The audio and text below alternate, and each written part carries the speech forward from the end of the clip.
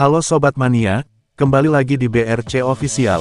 Ada kabar menarik nih mengenai Asosiasi Pesepak Bola Profesional, API, bersikap atas keputusan Komite Disiplin, Komdis PSSI, yang memberikan hukuman berat kepada bek PSM Makassar, Yuran Fernandes. API menolak sanksi Komdis PSSI untuk Yuran. Pada Jumat tanggal 9 Mei tahun 2025 PSM mengumumkan hukuman yang didapatkan Yuran dari Komdis PSSI berupa larangan bermain selama setahun di Liga Indonesia dan denda 25 juta rupiah.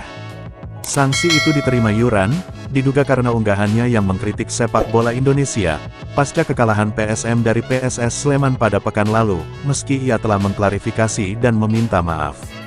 API menganggap, hukuman itu dianggap tidak adil untuk Yuran, karena mengacu kepada UUD 1945, Pasal 28E ayat 3, yang menjamin hak setiap orang, atas kebebasan berserikat, berkumpul, dan mengeluarkan pendapat.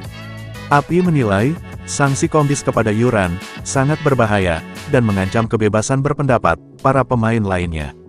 Tentu sebagai sesama pesepak bola, kami ikut berkeberatan, atas putusan Komdis PSSI tersebut. Karena putusan tersebut, dikhawatirkan akan mengancam kebebasan berpendapat para pemain, ujar Wakil Presiden API, Ahmad Jufriyanto, dalam akun Instagram @api.official, Sabtu, tanggal 10 Mei tahun 2025.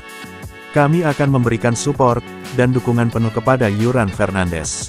Apa yang ia unggah di Instagramnya, merupakan ungkapan kekecewaan pribadinya, yang justru seharusnya, dapat juga dijadikan bahan refleksi, bagi banyak pihak di sepak bola Indonesia, jelas pemain asal Persib Bandung itu. Yuran sebagai introspeksi, dan masukan, bagi para pemangku kepentingan sepak bola Indonesia. API juga mendukung PSM, untuk mengajukan banding.